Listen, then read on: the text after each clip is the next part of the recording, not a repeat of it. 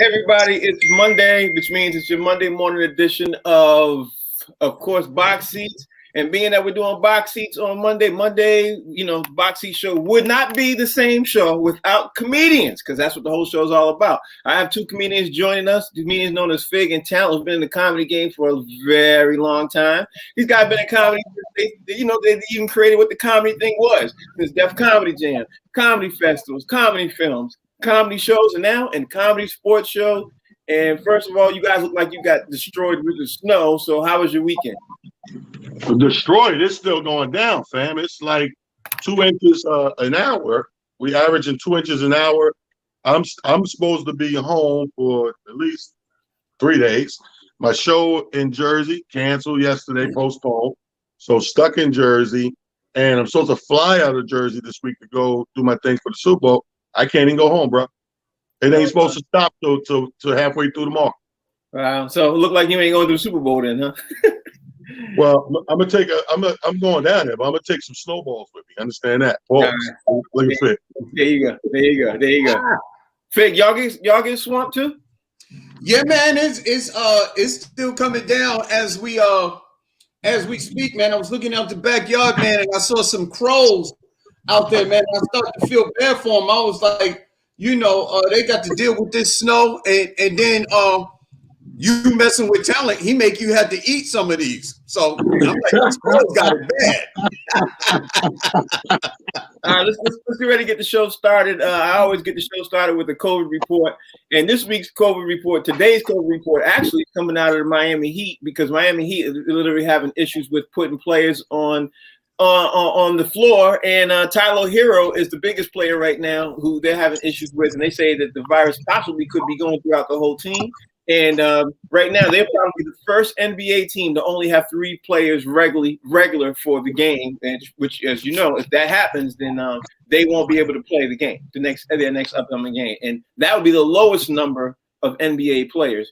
And then, of course, I want to say something about in other sports. Right now, in other sports, we're looking at a former Major League AL MVP Dustin Pedroia. He ended up retiring, 37 years old. He should have retired 2 years ago, but that's just neither here nor there. And Serena Williams advances in the Australian Open. Serena is doing her thing, man. She's been in the talent. Serena's been doing tennis. She's about to be 40. She's been doing tennis for 26 years. I know you got something you got to say about Serena about that before we jump into other news. Well, she's, like we've been doing lately, it seems like every week we get on a player or an influencer that we find ourselves in the GOAT conversation. I think she's in that conversation, if not straight up and down the GOAT. I know we got to go back, to Miss King, and Venus is good too, and you got the pullovers from all over. But I think that's where we are now. We're talking about how long she's been playing this game at the same high level. Like, we're not. It'd be different if we was watching her play right now, like we're just watching, but she's still contending. She's still a factor and got people on their heels. So we need to have that GOAT conversation. That's a great point, because she would be considered. She would be considered better than Billie Jean King and all that. That's what I'm saying. Yeah. Fig, what's your thoughts? I mean, the bottom line is that she's box office. You have a lot of tennis players, male and female. But when Serena plays, people tune in. When she's playing, when her sister's playing, Venus is playing, people tune in. She's box office. They probably have some of the highest ratings on TV when she's playing in these tournaments. And then on top of that, she's winning. You know what I mean? She is definitely in that GOAT conversation. And they also, early in their career, people were talking about, they don't play in all of the tournaments because they had outside endeavors that, things that they were interested in. So imagine if she didn't do that and she dedicated all her time to tennis, she probably would have so many more wins, what I mean, than anybody else that ever played.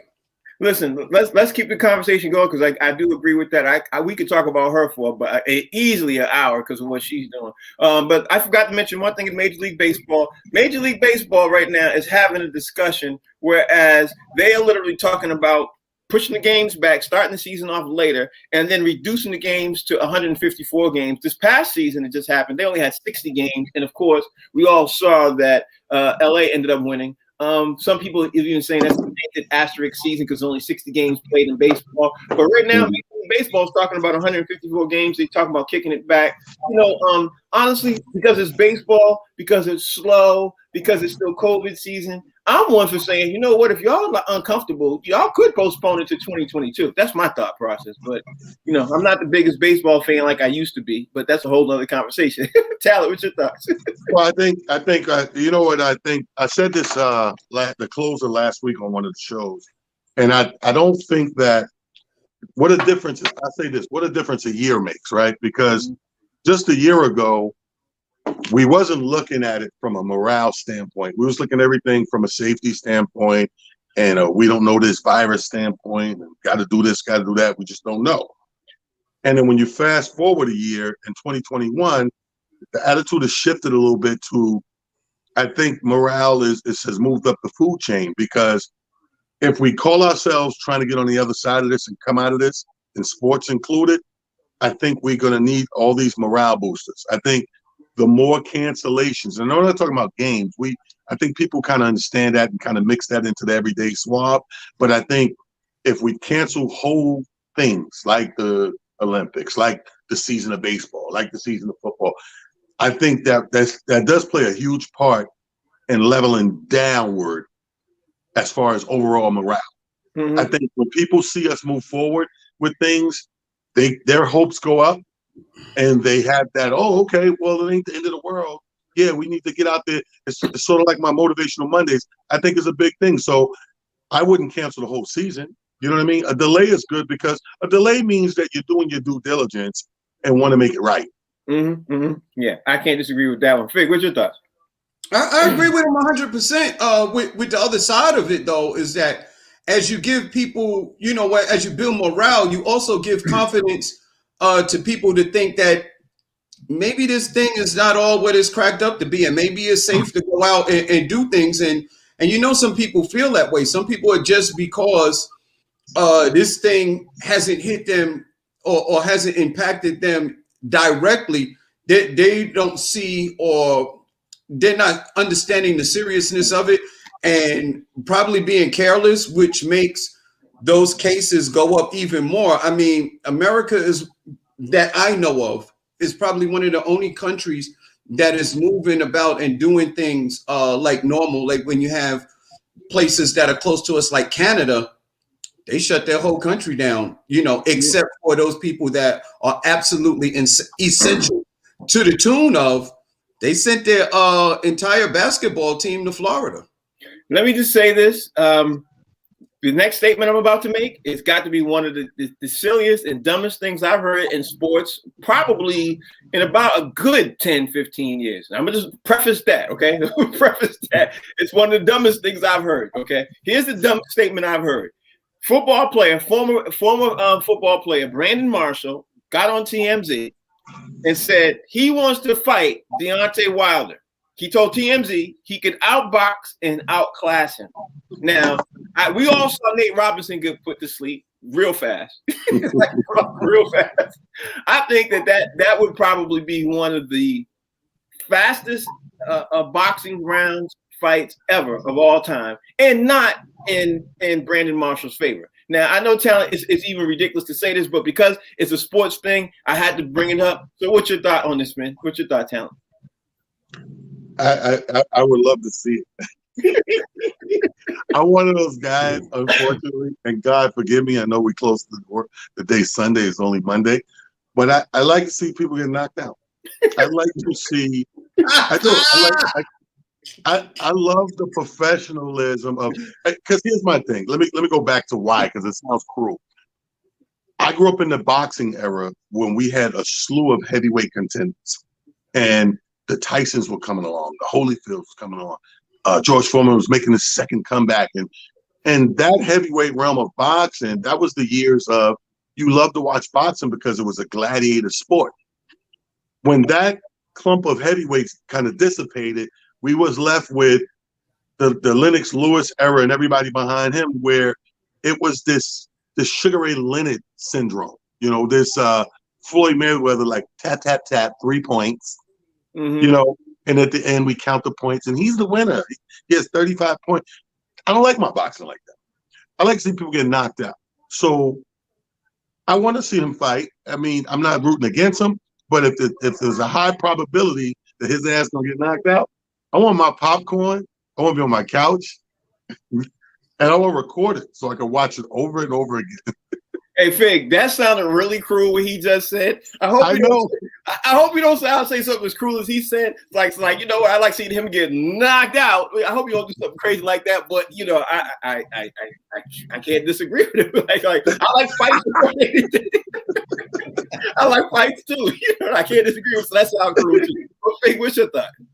Man, listen, man, boxing ain't the same when it goes the distance, man. If it say 12 rounds and you end up making it to the 12th round, most boxing fans are praying that somebody don't make it all the way. Because listen, you watching a boxing match, as soon as somebody get rocked, the whole crowd stands up. Everybody, oh, because that's what we're looking for. That's the excitement of boxing. Watching somebody get knocked out. Listen, cross sports does not work. You understand what I'm saying? Brandon Marshall, look, phenomenal football player. But if you think that you could get in the ring of boxing and you haven't trained to be a boxer, see, everybody thinks that when you boxing, everybody trains to be able to hit. Nobody knows what happens when you actually get hit. And Nate Robinson found that out very quickly. That when you get hit, boxing is a totally different sport. It ain't like dunking on Yao Ming. You understand? When you get punched, you go to sleep. Listen, everybody has a plan until they get punched. But you know what? I'm gonna tell you what made us like this. You know, it wasn't that we just woke up cruel. What happened with the sport of boxing is we've learned that if it goes the distance and leave it to the judge 9 times out of 10, a lot of times they don't agree with what the audience agree with. Right. We think this guy won, they call it a draw. We think this guy won, they say this guy won. So to make it fair, it's a gladiator sport. Knock somebody the hell out. Yo, I'll be the first one to say I am one of the people who I totally got tuned off for watching boxing because of just that exact reason Talent just said. Like I got so mad with so many fights I've seen where the judges get called to the draw or somebody else won when they clearly didn't win to me. But you know, that's what it is. Anyway, let's get ready to talk about this NFL huge trade, because when the trade went down, I almost called y'all over the weekend because it was ridiculous. Let's talk about the trades. Matthew Stafford went to the Rams with Jared Goff. The Lions got besides the trade, the Lions got the 22nd and 23rd first overall pick, plus the 21st third round pick. You know what I mean? For Matt Stafford and a Jared Goff. Now, I will say this. Jared Goff played for the Rams. He had the Rams in the Super Bowl 2 years ago. Matthew Stafford's numbers are phenomenal. Right? They're absolutely phenomenal. Matthew Stafford's been one of those players who's played on a bad team his entire career. He only had Megatron for like half that career, but he still put up record numbers. Now, he's going to a team that has the best defense the last 2 years in the NFL. So with that being said, there's got to be some type of normalcy thought process in your mind, Talent, where you sit there and say, you know what? Literally, the Rams should, not could, they should be in the top 2 or top 3 in the NFC next year. That's my thought process. What's your thought process when you add? Yeah, and all that is jumping back to where they was approximately 3 seasons ago. Mm-hmm. About 3 seasons ago, they were a top tier team. They were Super Bowl bound. You know, they had it all going. That's why everybody was talking about Gurley, and that's why everybody was talking about Goff and all that. So whatever happened, whatever missteps and injuries that put them where they are, this can jump them right back into that position. And now you're arguing about the Rams again. I don't know. Until I seen when you put the full trade in there, it made 0 sense. But when you put the full details of the trade and I start seeing all the picks and everything, I was like, aha. You know what I mean? Okay, this team is making a move towards the next 2-3 years instead of instantly. Like Stafford's going to instantly make a difference. Mm-hmm. You know, on the other end, maybe a season or 2 with the draft picks and everything, that might make sense. Yeah. Fig, what's your thoughts? Man, the thing is that Jared Goff, Jared hadn't been the same since he stopped selling sandwiches for Subway. So I'm just saying, you get off of Jared, man. I mean, like, the sports is like, what have you done for me lately? And I don't know what Jared has done for them lately, man. I mean, he took them to the Super Bowl that one time. That one time, they didn't win, but they went, right. And now they got up over them. I'm just like, listen, maybe they could do something with him in the Mighty D. You know what I mean? Maybe that and the fact that they're getting some draft picks. I mean, maybe they could put some other pieces around him, and they feel like, with Jared and some other pieces, maybe they feel like they would be contenders.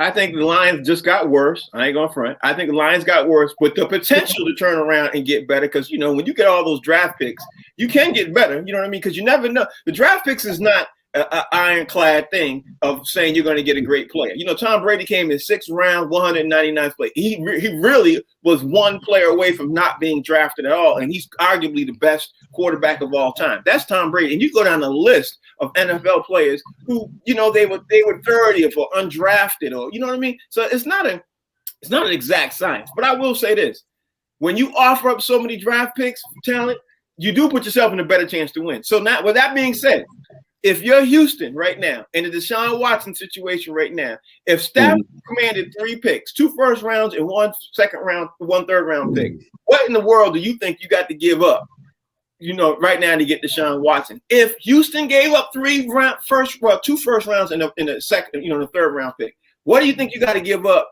I'm thinking you got to give up 3 first rounders and a good player if you're going to try to get, a good player. I'm not even talking about what's going on in Houston yet. We'll talk about that in a second. Well, at least I don't know, Frank. I don't know. I think because the reason I don't know is you got to realize the difference in this is that the star player is demanding out. And I think that makes a big difference when the star player demands out. It's different if it was just regular on the trade board. Then you're going caliber for caliber, worth for worth. Then you're absolutely right. But I think the tilting factor is when that starting player is like, "Yo, to hell with this. I went out." So that demand alone kind of pigeonhole you as a team, because you got to make it happen. It's like being, and put it in comedy form since we're comedians on here.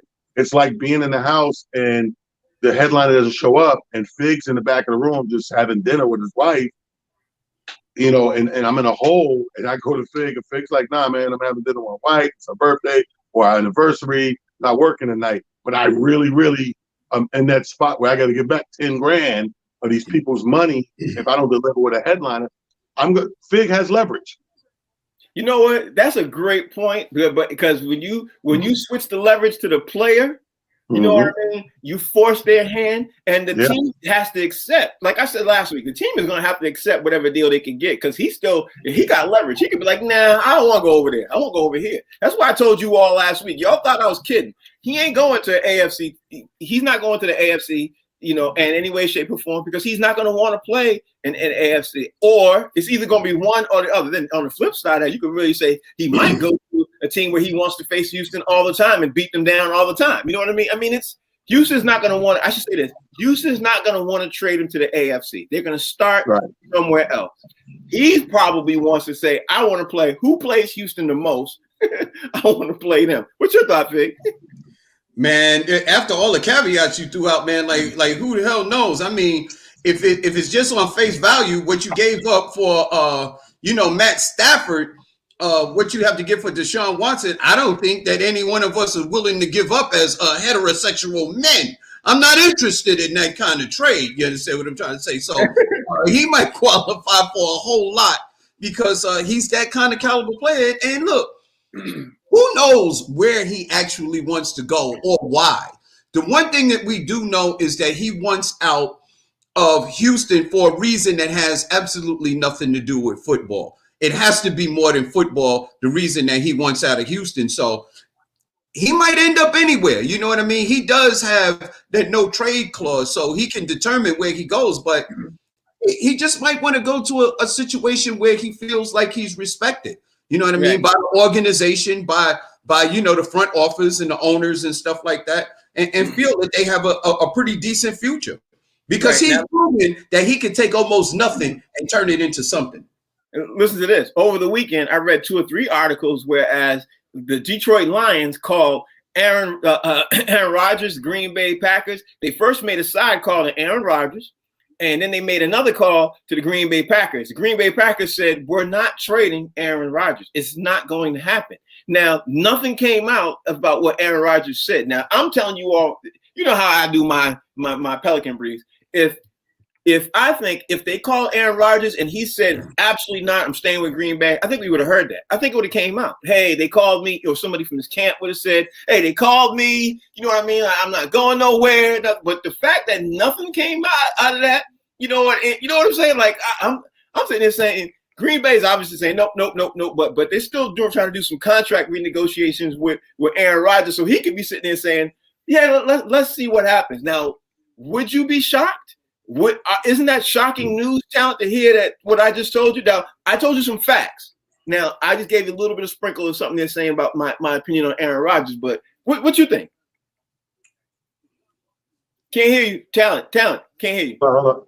I think you forget that you just said the key thing. We haven't heard from Aaron Rodgers. Right. So it means nothing. It means nothing until you hear from Aaron Rodgers, because if Aaron Rodgers come out and says the opposite, we're back in Deshaun Watson part 2. Okay. You know, we're in the Caucasian version of the Deshaun Watson and Green Bay. So that's here's the thing. In negotiations, people use the media because they're playing out to the court of public opinion. So the organization has put their public opinion out there on Billboard, like, we want to keep them. We're not trying to part ways right now. So that's them putting their billboard up. Now we have to wait for the Aaron Rodgers billboard that might say, kiss my ass. Cheese this. What if you put a billboard up, Moon in Wisconsin saying, cheese this Moon? Well, you know what I mean? Check this out. The news just dropped from Mortensen over at NFL. The news just dropped. Mortensen on ESPN just said the 49ers are going heavy after Deshaun Watson and trying to work out a deal to get Deshaun Watson. Now, I know I just said 60 seconds ago, I can see Deshaun Watson in the NFC because I just don't see, even though the Jets have the most to offer. You know what I mean, Fig? The Jets got the most to offer. Miami is a great place for him to land. I just don't think Deshaun Watson is going to land at a place where some team can offer him the most, because he's the one, like we've been saying, the talent said, he's the one with the leverage. He wants to go where he wants to. He don't care about what team can offer to swell. He wants to go in a situation where he can win now. If he lands on the 49ers, tell me they're not going to the Super Bowl next year. That's just what. Tell me they're not. Yeah, well, here's the thing. I don't care what nobody says. Deshaun Watson does have the leverage. And I think what's happening, not just in football or just in sports, but in America, it seems like what we're having is a shift of power, and there's going to be a new guard. I mean, we just got a new president, a new VP, Congress has changed. And I think we have what is a shift in power, because these quarterbacks or these athletes are taking onus of what it is that they want to do with their career. And I think that at the end of the day, even what Deshaun Watson wants to do is not going to make sense if the team doesn't have to give up a boatload to be able to get him. That doesn't make sense. You see what just happened with a quarterback like Matt Stafford. If these teams are not going to have to give up a lot to get a quarterback like Deshaun Watson, then I don't understand what it is. I don't care what happens. If I'm Houston, if I'm not going to get a lot back for him, I'll put the pressure on him and make him retire. Even if he goes to San Francisco, they're going to have to give up some players to get him. It's not just picks. They're going to have to give up some quality players to be able to get him. So any team that he goes to, I think is going to be weakened to a certain degree. Listen, here's the thing. He is literally putting the onus on them, because Deshaun Watson took all Houston stuff off his social media. He's not doing nothing with you. Like, you don't see Houston left references with him on any social media. Anything revolved around Houston, whereas before you did. Now, it's a really strange thing for him. He's sitting there right now in the catbird seat. Do you think he'll take that fine every day? That fine is 50 to 65 grand every day he doesn't report. Once it starts. Even though he got a huge contract, 55, 60,000, 70,000, 100 grand a day, that adds up. 10 days, that's $1 million. You know what I'm saying? You know what I'm saying? Like, that starts to add up. So, do you think? Yeah, but I think that it's again. Remember how we were discussing, like we just seen in the news, such and such CEO was fined $10 million. Now, and looking at it head on, it's like, damn, that's 10 million. That's a lot of money. But when you find out he make 200 million, it's nothing. It's a drop in the bucket. So I think a lot of times that's the way you look at it. If you're the person that's being fined and you're saying my end game, because it's always a gamble, contracts. It's like my end game is I'm looking for, and I'm just hypothetically speaking, I'm looking for a $150 million contract. I'm going to lose 2 to 3 million in holdout. Do I care? Okay. Yeah. Okay. Numbers, all things are relative. Yeah, So yeah, I think he can sit out and can risk that 50 to 75,000 a game that may end up, once it's all said and done, up in that 3-4 million. If I'm banking on making another 150, you risk 4 million for 150 every day. That's called gambling in Vegas. If I had to put money on it, Fig, would you do that? Honestly, would you do that? Because if you're him losing 100,000, let's say you lose $100,000 a day that you don't report, like that's a lot of money. I think what actually is going on with him, like I said, I don't think it's football related. I think it has absolutely nothing to do with what was going on in the field. I think that he feels disrespected to the highest level by what is happening in that organization, about what's happening in Houston, especially when you have players on both sides of the ball that agree with the quarterback. Like there's something going on in that organization that has not come out yet. And when it comes to that, when it comes to the way an individual feels, and if you feel disrespected or looked down upon, I think that you could throw money out of the window, especially when he's not starving. Like we're not going to say that he's not going to be able to feed his family. He's not going to have a roof over his head, or he's not going to be able to have a comfortable life with the money that he's already made. So I don't think that money is even an issue. I think when he said he wanted out, it was bigger than sports. Yeah, I think it's bigger than sports, but I still think if he can't figure out a way to get out, and if he can't, everything, I think he's gonna eventually be like, yeah, y'all taking too much of my money.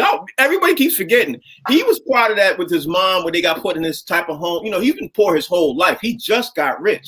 You know what I mean? So I don't know how, when people have been poor their whole life and they just get rich, they don't look at like their money's easy money to burn. They still counting every dollar. You know what I mean? So he was in that I forgot the name of that home where they put you in, and they put him in with his mom and everything. Is it Habitat for Humanity? Yeah, that's what it is. Habitat for Humanity type of home. He got put in that from the time he was in grade school all the way through high school up into college. You know what I mean? Like he lived in that type of home, and Habitat for Humanity type of people. They had to give him money and help his family all the time. So he might still be counting every single dollar. You know what I mean? The value of dollars for money for each person. If you come from money and you lose that little bit of money, I don't think that you care. But I think if you've never had money and you've all of a sudden get money, I think you still count every dollar. You know what I mean?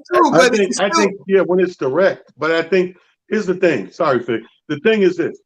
If you're sitting at a table, here's where the game changes. And I'm talking from a actor standpoint that got to the point, and Fig knows, when you have agents, you're not actually sitting at the table anymore. Your lawyers and agents are really doing most of the dictating, and the way they pitch it to you is not like that at all, Frank. The way they pitch it to you is like I did. The gambling the numbers game of, hey, this is what we're doing. This is what they want to do. This is what's going to happen. Here's the penalty we're paying, but here's the end game and what we're going to get at the end of the, blah, blah, blah. Because they'll give you the best and worst case scenarios and everything in between. And I think the fact that we deal with money different when we're not dealing with money. I think when we sit at a table and I'm literally across, if it's money between me and Fig and I'm literally sitting across from Fig, it's a whole different feeling. That dollar feels different than I got a guy that talks to Fig's guy, and those guys get back to us. Right. And you know what I was going to say is that when it comes down to your dignity and what you're willing to do for that money, or how you feel disrespected, then money is really not an option. I mean, I'll put it to you this way. Somebody once told me, and I learned this as a lesson. The only power that you'll ever have in a negotiation is the willingness and an ability to be able to say no. Because if you don't have that ability, then you don't have no power in the negotiation. If you're not willing to walk away, you have no power in the negotiation. So it maybe said that he's willing to walk away no matter what they do. Not necessarily willing, but ability to walk away. Yeah, right. Same thing. I mean, but let's keep it real. We've been doing this show for a long time now, and that's the first time the word dignity has been used in this show. Dignity. It's not a big word. It's not an impressive word, but nevertheless, we never used it. All right, now since we talk about dignity, I'm gonna throw this to you. Since we talk about dignity, yo, what in the world is wrong in Brooklyn? Like, what's going on with the Brooklyn Nets? You know what I mean? Like, they've lost so many games they should not have lost, right? They're not moving the ball around. Every single here's another stat that I saw this morning. Every single team, when they play every team, that's one of their highest games of scoring when they play Brooklyn. People are scoring 130, 140, 150 on Brooklyn. There's no defensive stops in Brooklyn. Last night, the Wizards were down by 6, literally with what, maybe 30 seconds left to go, with 6 or 7, and they came back and won the game. So, talent. What's wrong with Brooklyn, bro? That's the team everybody we talk about. They won't win the whole thing. What's wrong with Brooklyn? Now, listen, I don't give them credit for being this smart, because I was about to say, what if it's the old bait and switch, right? But I don't give them that much credit being that smart. I just think that they have yet to hone in on the defensive part of things, and that's the problem with superstar players. Superstar players, they get so much hype and fanfare built around offense that people forget that unless you lock down some defense, you're going to get 150 a game. You're going to get 200, God forbid, we see an NBA game with 200 to 157. But you're going to get these high-scoring games because of what? No defense. That's why all the years we grew up watching NBA, the West Coast had a stigma of offense. The East Coast had the reputation of defense. Right. Why? Because when you watched East Coast play, the final scores were something like 90 to 78 or 80 to 80. When you watch West Coast, for some reason, the same years, you were watching games end at 120 to 110.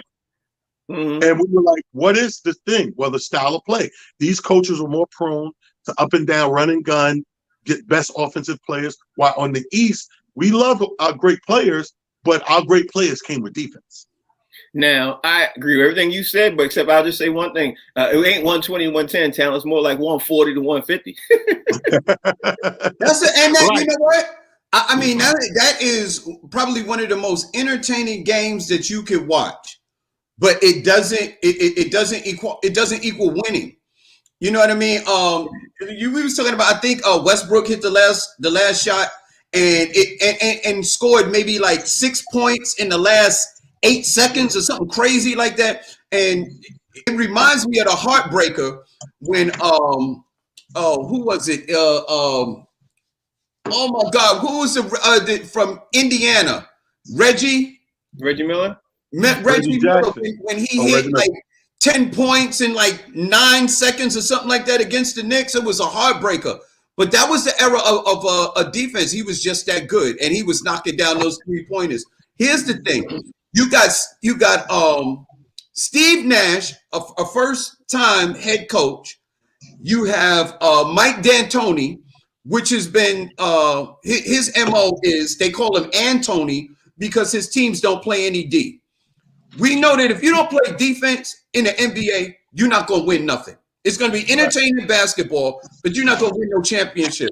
Last point, we talk about Golden State and what a prolific scoring team that they was. Golden State, when they was winning those championships, they were top 5 in defense. So the reason that they were scoring all that points is because they were playing defense, they was getting steals and rebounds, and they was running the court and they were scoring. All right. If you don't play defense, you're not going to win no championships. I feel sorry for Brooklyn if they don't learn how to play that. Hey, listen to this. Listen to this.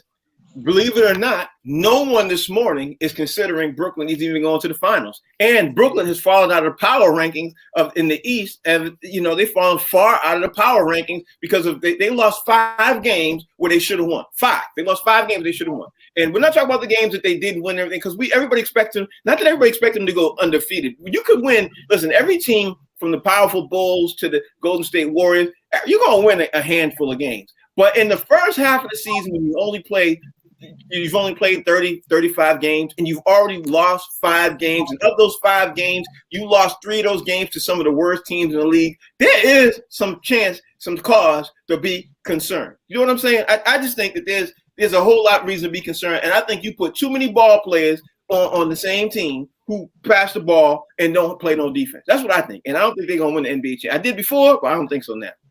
Wow. And I'm saying that only because if it's one thing, whereas remember the Celtics, when the Celtics had the big 3, Kevin Garnett played a lot of defense. Ray Allen played some defense. Paul Pierce played some defense, but you still put 3 powerful, players on the team. Now you got Brooklyn with their big 3. You know what I mean? And maybe I'm tripping. Maybe I'm tripping. But these three dudes, none of them are known for defense. Yeah, but I think we're still too early to say that, right? We're still too early to go all the way on that limb. But more importantly, I would agree with you if this was 6-7 years ago. Because we are in the land and the time of no defense, it's still anybody's game. Okay. I'm not sure. I mean, with teams like, look, you got coaches like Doc Rivers in Philadelphia. You have you still got Milwaukee and you still have Boston. Now, all of those teams are very capable of scoring. Without any defense, you're not going to win. I don't care how many. Look at all of the Nets have lost to teams that are actually bad teams that we would consider bad NBA teams. And that's not due to continuity. It's due to the fact that they don't play any defense. They think they can outscore you. And I don't think that's a winning brand of basketball. It didn't work in Houston. It didn't work in Phoenix when D'Antoni was there. And I don't think it's going to work in Brooklyn either. It hasn't worked yet. It ain't gonna work for nobody. But anyway, let's bring in my man, Mr. Roddy Perry, for his segment that we call I Disagree. Roddy Perry, we talked about a lot of things. We talked about the big trade. We talked about a lot of things. But the biggest thing we talked about was the trade. We talked about Major League Baseball. And of course, we talked about the NBA. But, tell me what you think you agree or you disagree about what we talked about. I mean, you guys covered Matt Stafford and that whole thing. This is the thing when I look at that story, man, is that we just completely golf this whole conversation. I mean, the dude did his thug thizzle a few years ago. It's just remarkable how soon the NFL goes, well, what have you done? And he's sitting there going, but I thought I was dope. And meanwhile, Matt Stafford been over there getting his ass tore up for 10 years. And he worked that much. Don't get me wrong, Matt Stafford is a great quarterback, but he like anybody else, you need quality receivers. You need great guys, which brings me to Deshaun Watson. Deshaun Watson, you know where he want to go? He want to go somewhere where he going to have some say-so over who come and go. He ended up in Houston, and Houston made some decisions that affect his future. They said, you know what, D-Hop, you get out of here. I don't care that you're the best receiver in the game. You're sending your ass to Arizona. And Watson was like, what? Why would you do that? I just signed the papers. You send my man. Who am I throw it to? Myself? So Deshaun Watson is looking for somewhere that's gonna, so I wouldn't be surprised to see him end up somewhere that give him some say so. That might be the 49ers. It's a few places that would give him some say so, and I think that's what he wants more than anything. But we know it's also a good old boy club, and they don't care. They give you the money, they give you everything else, but they're not gonna give you keys to the decision making. I think Big said something about that they were gonna have to give us some ass for Deshaun Watson.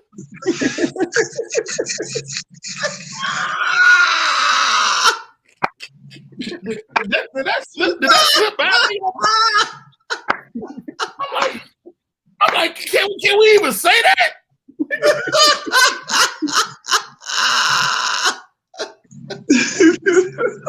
My biggest disagreement of the day is the proposition that Aaron Rodgers is ever leaving Green Bay. Aaron Rodgers is never leaving Green Bay. He will retire a Green Bay Packer. I'm willing to bet money on that. I'm willing to put money on that.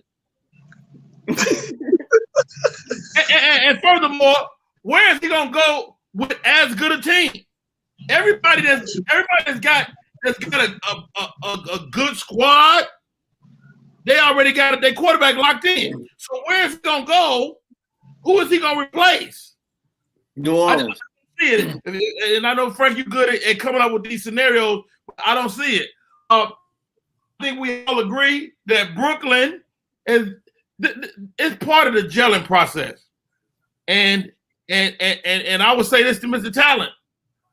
I don't think you fall off, man, with the old bait and switch. Right. Yeah. So you never hesitate to say it, but I don't think you too far off, because this the NBA. Guess what? They don't give a shit about the regular season. They just get into the postseason. If they get into the postseason, I don't care if it's the AC, they're gonna give people some problems. If you're putting up forget giving up 150 points. If you putting up 150 points, you can beat people. Yep. Because it goes both ways. You giving up points, but you don't need but 1 or 2 stops to win the game. We saw the Lakers win the other night, 96, 95 against Boston. Mm-hmm. And that's a 1 possession game. Right. Yeah. So we can see Brooklyn. I think Brooklyn just wants to get into the playoffs. I don't think they care what seed. I think they still finding their way. And as we move forward, we'll see. Our talent is absolutely right. We're gonna see more out of these regular season. Finally, who said Reggie Jackson? Reggie Miller. No, Reggie. When you was trying to find there is a Reggie Jackson. Reggie Jackson's a baseball player. No, he's like No, it's a in basketball basketball too. That ain't who he was talking about. Yeah, what? Reggie Jackson plays ball. Ain't no way. Ain't no way. I swear to God, yo. Hey, Rodney, I swear to God. When he said playing Reggie, I'm thinking now. Reggie plays now. But he meant he was going back with Reggie Miller. Reggie Jackson, OKC. Remember? By the way, the word of the day, continuity. Well done. Well freaking done. Hey y'all, great show, man. It's getting harder and harder to disagree with y'all, but it ain't impossible. Y'all never let me down. Never let me down. If it ain't Frank, I love how you give a compliment and take it back. if Frank give me the way out Pelican brief or Fig make up some word or some player, some random player. Talent give me some crazy analogy. This is a great show. Well done.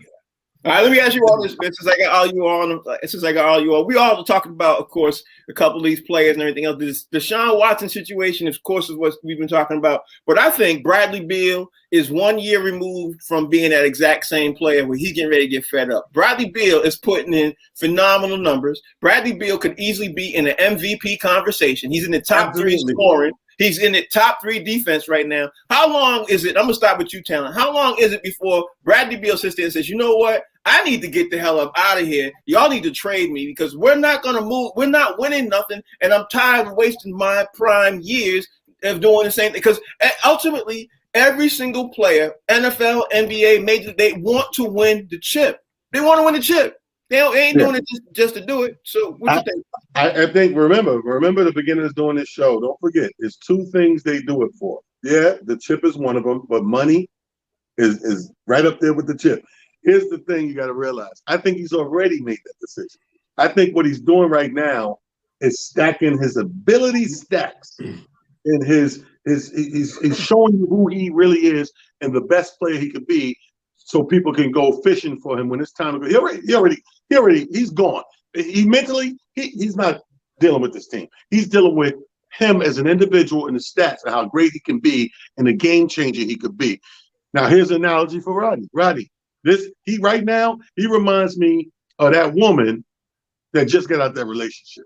That woman fresh out that relationship. Right. Part of my French, but this heifer ain't never looked this good in 20 years. This woman, this heifer's back in the gym. She got her pumps back out, the calves are poked out, the cleavage is up, the hair what they say, got that face beat every day, got the eyelashes in. You see her in the club, you like, damn. But this ain't nobody but Miss Johnson. Miss Johnson been married to Eric Johnson for 15 years, but that's Eric, old lady. It's over now. They do it every time. When it's time to move on, they get very impressive because they're back on the market. Wow. That's right. Fig, what you think? Nails done, hair done, everything done. That's what I'm saying. Yo, man, let me tell you something. I think Bill is a monster. You know what I mean? I always thought, look, some people were talking about John Wall and stuff like that. I always thought that Bill was the more I thought he had more weapons. I thought he was the more solid player, inside, outside. I thought Bill was the one to me on that team when they were both on Washington. And I think that any team that he goes to could become an instant contender. You know what I mean? If they have any other players on that team at all, like, you know, I know the Lakers was trying to get him and stuff like that. Any team that Bill goes to is going to be a monster team because he does everything. He plays defense, inside, outside. He could drive the ball, 3-pointers. I'm like, he's an all-world player. Big. If he was on a bigger NBA market team, he'd be much of a bigger star because his numbers are already there. Right now, you drop him in LA, New York, any of these places, his numbers are already there, and he's a monster. Imagine this. Imagine if Bradley Beal was in Milwaukee with Giannis. I mean, you could do that with a lot of teams. You could do that with a lot. Imagine if he was in LA with LeBron. Imagine if he was in LA with the Clippers. I mean, but let's be honest, Frank. This is no small market. Washington's not a small market. They're just not winning. No, I said NBA. They're not a small market overall. No, I'm talking about they're not a small NBA market. They're just not winning. Right. What you're saying is right. Yeah, Washington right. Really somebody would say, like if Boston went on a loser spree, right, for like 10 years, they would think it's smaller than what it is. Boston's a big market. Right. It's just winning and losing in those markets make you seem small. But here's the thing. What did you say about the Boston market? But there's not just winning. It's a big market. They're not just winning, but here's the thing. They haven't won in years and decades. You know what I'm saying? They haven't won in decades. Like, I don't remember last time Washington win. The Celtics won recently. The Lakers won recently. So I'm saying overall, better NBA market like that as a team. You know what I mean? Rodney, what's your thoughts? Well, it's the thing, man. Unless they can go out and draft Harry Potter, the Wizards ain't going to get nothing done.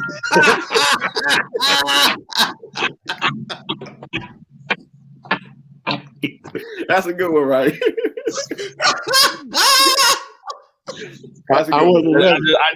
And Harry playing for Hogwarts, so it just ain't gonna happen. I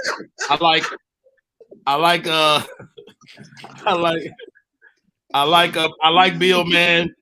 And you know I think Bill is right where that OKC team was.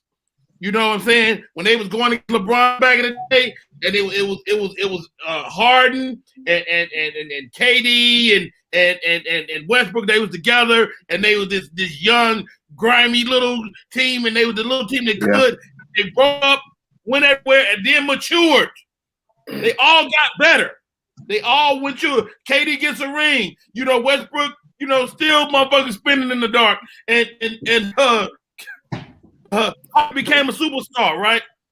And so I think Bill is at the cusp of going to find himself. He got to get out of DC. His boy already gone. He got to get out of there.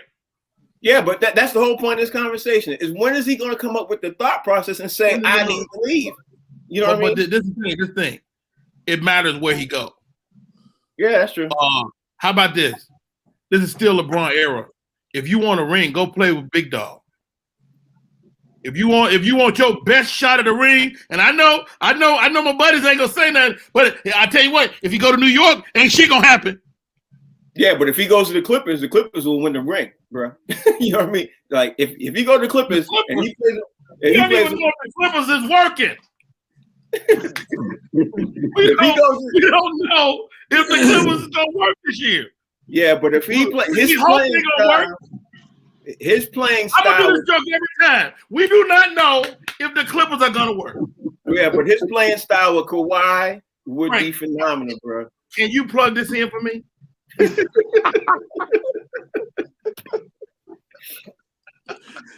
man, let me tell you something, man. I'm gonna go back and I'm gonna say this again, man. Bradley Beal playing with Giannis Antetokounmpo, the Greek Freak, would be a monstrous team. I mean, look, LeBron already got. Who do he replace? He can replace what was Reggie Jackson? Ain't that the point guard over there? He can replace Reggie and a couple of replace the entire starting guard unit. That's what he could do. Yeah, I mean, listen, LeBron already got AD. Kawhi already got Paul George. You know, you see they stacked in Brooklyn. Put the dude on the team where they could where there would be contenders and they could go up against these dudes. I think with the skills that Giannis got. But what about Philly? What about Philly? Bradley Beal to Philly. Yeah, that'd be a perfect. If Bradley Beal falls to Philly right now, they would definitely be in the NBA Finals. I don't think anybody could dispute that. Because see, that's why I'm saying. That's why I asked the question. Because how long is it as an NBA player? Because NBA players are people too. How long will you sit there and take that losing? Because he's got to be getting frustrated. You know, I mean, I'm getting frustrated just looking at him, and I feel sorry for him. Hey, losing is a habit too, dog. You get used to it. You know, losing is like quitting. You know, I tell my kids all the time, don't quit because it's a bad habit. And once you start doing it, you start to get out of it. So yeah, but his numbers are not losing. I'm sorry, I didn't mean to interrupt you, but he ain't putting up no losing numbers. You know what I mean? He's not doing that. He's putting his all in every single game. And literally, he could be and he should be in the MVP conversation this year. Right. He should be. But maybe part of the problem, Frank, is he's not making other people better. Like, it's intangible straight play. You know, people don't give LeBron and when you talk about Michael Jordan, these guys make other people better. They had more than numbers. You disagree with that? I think y'all don't make no sense. I don't think y'all make any sense. I think y'all forgetting the main thing. Make some sense. Make some sense. Do you understand that this is a job for these guys? Do I have to give this remedial to you, professionals? This is a job first and foremost. They get paid to go on the court and play ball. Regardless how good or bad you play ball, you get your check, right? You're entertained. You're part of the NBA. Mm-hmm. In theory, if we did everything y'all just said, like every dude who have a spurt of being a dope-ass player, we put them on these super teams or these big markets. Now you just got it's the usual suspects and all these teams, all these guys who are not super players and all these teams that are not super teams, we say to the owners of the league and everybody, y'all just keep playing for no reason at all. Everybody's going to have dope players on each team and bum players or mediocre players, not bums, but they're out there too. Mediocre players on the team. This is a job first and foremost. We can't relocate every dude to hit a shot. I'm sorry. I know you guys want the perfect world. You want to empty the projects and have suburbs. Everywhere. Some places got to have potholes. Some places got skunks going through the garbage. Some places got Negroes on the street selling weed, and you just want a half a gallon of milk. It's the world. This is the way the world works. You got a job to do. Everybody can't just be placed on teams to make the super team like the rest of the league don't exist. He's doing his job. Like I said in the beginning, he's showing everybody his ultimate capabilities. So at the end of the day, when I go for my next contract, and whoever that be to pay me, whether I go over there with Greek Freak, whether I go play with the Clippers, no matter what, whether I go to damn Grizzlies. Wherever I go, I'm setting my commands of Christ. Rodney, Fig, we the same way. There's a reason we've gotten this funny. We didn't get this funny by accident and without goals and aspirations. We wanted to be headliners because we seen the headliners was the ones that had the rider in the damn green room. Who want to be the comedian and get to the show, go to the green room, get your goddamn hand off those crackers. Oh. Well, I'll tell you something, man. That's D.L. Dooley crackers. You want your own crackers, bro. Well, on that note, we gotta wrap up the show because we run a little bit behind. Wait a minute. Hold on. Rodney, no. Hey man, it's time to go, bro. We're gonna finish this conversation tomorrow. It's a great conversation. Oh, no, Lord, hell no, Jesus, God, no. Not now. Tell everybody out there where they can follow you. Listen, you can't follow me right now for 2 days because I'm stuck in a blizzard, right? So Don't follow me. like literally. I'm sure not this damn winter. It's all white out there, dog. It's crazy. I almost say making it in this hotel. Otherwise than that, today you can go to any of my Facebook pages. I'll be streaming my show, Motivation Mondays at 6 o'clock. And I'll be streaming also Enough is Enough tonight at 8:30, talking about current events and stuff like this. What we're talking about. Other than that, everybody be safe on the East Coast. It's crazy right now. Yeah, sure is. Rodney. Hey, 10 o'clock tonight, you can see me on Improv Live on Facebook and YouTube. Thank you to all new followers. Rodney Perry Live on YouTube. I see you there. And I got a new post on all my platforms. Brand new Barry the Blind Uber driver. Is crazy, but y'all gotta love this shit. Fake.